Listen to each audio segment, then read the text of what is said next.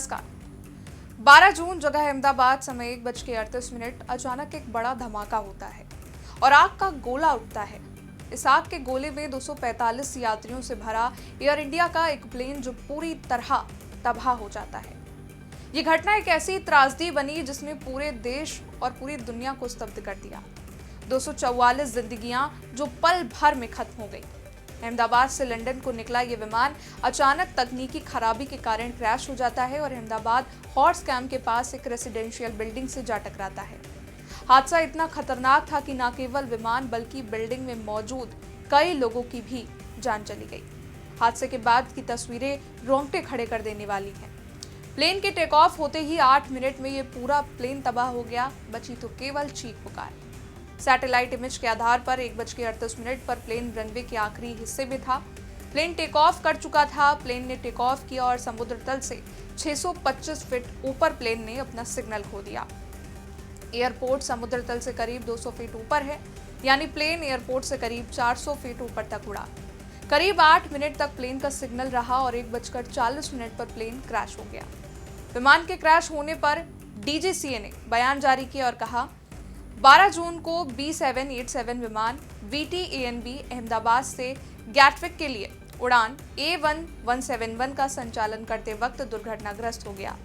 विमान में 2 पायलट और 10 केबिन क्रू सहित 242 लोग सवार थे। विमान की कमान कैप्टन सुमित सभरवाल के पास फर्स्ट ऑफिसर क्लाइव कुंदर के साथ थी।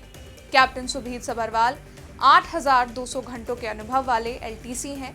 सह पायलट के पास 1100 घंटे की उड़ान का अनुभव था। ATC के अनुसार विमान ने रनवे 23 से 1:39 पर अहमदाबाद से उड़ान भरी थी। रनवे 23 से उड़ान भरने के तुरंत बाद विमान हवाई अड्डे की परिधि के बाहर क्रैश हो गया। दुर्घटना स्थल से भारी काला धुआं निकलता देखा गया। जानकारी के मुताबिक प्लेन के क्रैश होने से पहले पायलट ने मे डे का कॉल किया था, जिसका मतलब बड़ा खतरा है। इस हादसे के बाद तुरंत NDRF, SDRF सेना रेस्क्यू के लिए पहुंची, लेकिन हादसा इतना खतरनाक था कि पूरा इलाका राख में बदल चुका था। पर कहते हैं ना कि जाको राखे साइयां मार सके ना कोई। इस हादसे में एक यात्री ऐसा है जिसे रेस्क्यू किया गया, जो इस वक्त सिविल अस्पताल में भर्ती है। तो वहीं एक और यात्री भूमि चौहान, जिनको लंदन जाना था लेकिन ट्रैफिक में फंसने से उनकी फ्लाइट छूट गई। वो बोर्डिंग नहीं कर पाई और हादसे की खबर आने के बाद उन्होंने भगवान का शुक्रिया अदा किया। हादसे में कई विदेशी नागरिकों की भी जान चली गई। पूरे देश में शोक का माहौल बना है। PM मोदी से लेकर पूरा देश घटना पर शोक व्यक्त कर रहा है, लेकिन अब सवाल ये उठ रहा है कि आखिर ये हादसा कैसे हुआ। बोइंग 7878 ड्रीम लाइनर एक अत्याधुनिक लंबी दूरी वाला विमान था, जिसमें GEnx इंजन लगा था। ड्रीम लाइनर प्लेन अपनी उच्च गुणवत्ता और सुरक्षित यात्रा के लिए जाना जाता है। विमान को टेक ऑफ हुए केवल 8 मिनट हुआ था, इसलिए विमान का ईंधन फुल था। रनवे समुद्र तल से सिर्फ 180 फीट ऊपर और गर्मी के कारण हवा पतली थी, जिससे लिफ्ट और थ्रस्ट कम हो जाता है। क्रैश होते वक्त विमान सिर्फ 825 फीट ऊंचाई तक पहुंच पाया था और उसकी रफ्तार 174 नॉट ही थी, जबकि 787 को इस वजन पर कम से कम 200 से 250 नॉट की रफ्तार चाहिए होती है। अभी तक जो जानकारी मिल रही है और विशेषज्ञों के अनुमान है, उसके मुताबिक विमान की बहुत कम ऊंचाई, कम गति और लैंडिंग गियर नीचे होने से साफ संकेत मिल रहा है कि टेक ऑफ की सेटिंग में कोई बड़ी गलती हुई। तो साथ ही 43 डिग्री सेल्सियस की गर्मी और भारी ईंधन भार ने स्थिति को और मुश्किल बना दिया, जिससे छोटी सी गलती एक बड़ा हादसा बन गई। इसके अलावा टेक ऑफ के वक्त कॉन्फ़िगरेशन एरर भी हादसे का कारण माना जा रहा है। कॉन्फ़िगरेशन एरर का मतलब होता है विमान की उन सेटिंग में गलती जो उसे सही ढंग से उड़ान भरने से रोक देती है। इसमें फ्लैप्स की गलत सेटिंग, कम थ्रस्ट, समय से पहले टेक ऑफ या लैंडिंग गियर ना उठाना जैसी खामियां शामिल होती हैं। ये सभी चीजें विमान के उठने और ऊंचाई पकड़ने की क्षमता पर असर डालती हैं, जिससे विमान स्टॉल कर सकता है या नियंत्रण खो सकता है। इसके अलावा विशेषज्ञों का मानना है कि फ्लैप्स की गलत सेटिंग के भी कारण यह हादसा हो सकता है।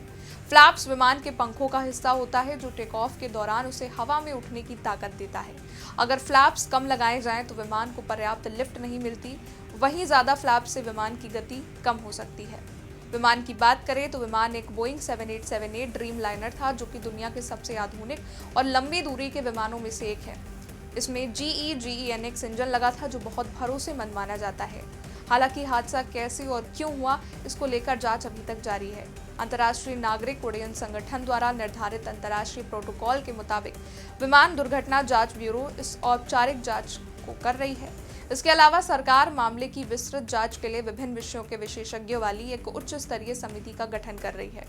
ये समिति विमान सुरक्षा को मजबूत करने और भविष्य में ऐसी घटनाओं को रोकने के लिए काम करेगी। फिलहाल लगातार जांच जारी है। पूरा देश घटना के बाद से स्तब्ध है, तो वहीं टाटा ग्रुप ने भी हादसे में जान गंवाने वालों के परिवारों को 1 करोड़ का मुआवजा देने की घोषणा की है। साथ ही जिस बिल्डिंग से विमान क्रैश हुआ उसकी मरम्मत में भी सहायता करने का ऐलान किया है। इस पर आपका क्या कहना है, ये नीचे कमेंट सेक्शन में बताइएगा। वीडियो को लाइक कीजिएगा, शेयर कीजिएगा और चैनल को सब्सक्राइब जरूर कीजिएगा। शुक्रिया।